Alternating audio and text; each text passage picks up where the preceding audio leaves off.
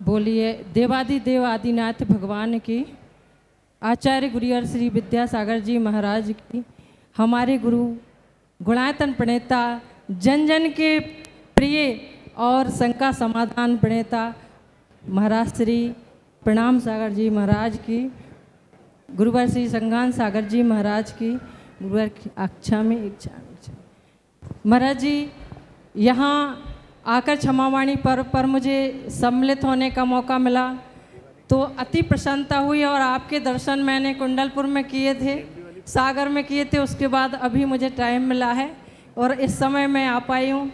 जब आपके समक्ष होती हूँ तो सारी शंकाएँ यूँ ही ख़त्म हो जाती हैं, लेकिन फिर भी मैं आपसे ये जानना चाहती हूँ, मेरी ये शंका का समाधान करें आप कि राजनीति में जैनों का कितना स्थान होना चाहिए और महिलाएं अपना, जैसे कि मैं राजनीति में हूँ तो मैं अपने राजनीति कैरियर में रहते हुए धर्म, समाज और राजनीति तीनों को कैसे सामंजस्य से बराबर समय दे सकूँ। पहले तो मैं चाहूँगा एक बार अर्चना जी का जोरदार अभिनंदन करें। ये वर्तमान में नीति आयोग की सदस्य है और डायरेक्टर है सामाजिक कल्याण बोर्ड। मैं समझता हूँ इन्हें ये जो दोनों दायित्व मिले हैं ये बहुत ही गरिमापूर्ण दायित्व है और हर किसी को यहाँ तक पहुँचना संभव नहीं होता। निश्चित ये इनके जीवन के लिए एक बड़ी उपलब्धि है और पूरे समाज के लिए गौरव का विषय है। नीति आयोग के जो भी सदस्य होते हैं वे हमारे देश की भावी नीतियां निर्धारित करते हैं।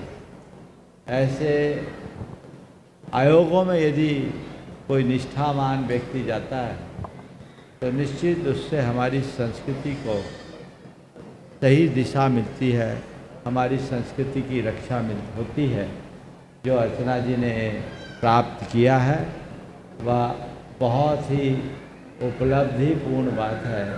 मैं उनके इस उपलब्धि के लिए उन्हें बहुत बहुत आशीर्वाद देता हूँ। नमोस्तु गुरुवर, नमोस्तु। आपने जो राजनीति के क्षेत्र में महिलाओं को या जैन समाज को आगे आने की बात की है, मैं तो ये कहता हूँ कि आज के समय में सारी व्यवस्थाएं राजनीति के माध्यम से संचालित होती है।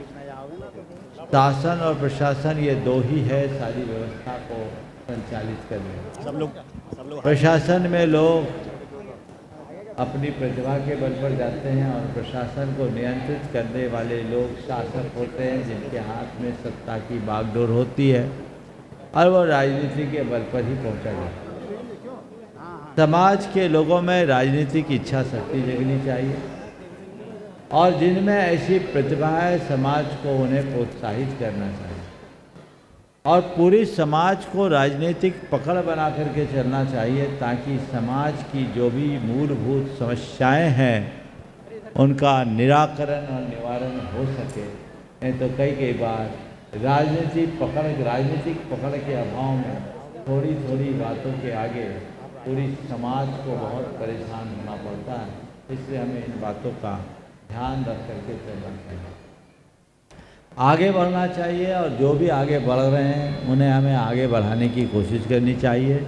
पर ये सब तभी होगा जब हम अपनी समाज की राजनीति को ख़त्म करें।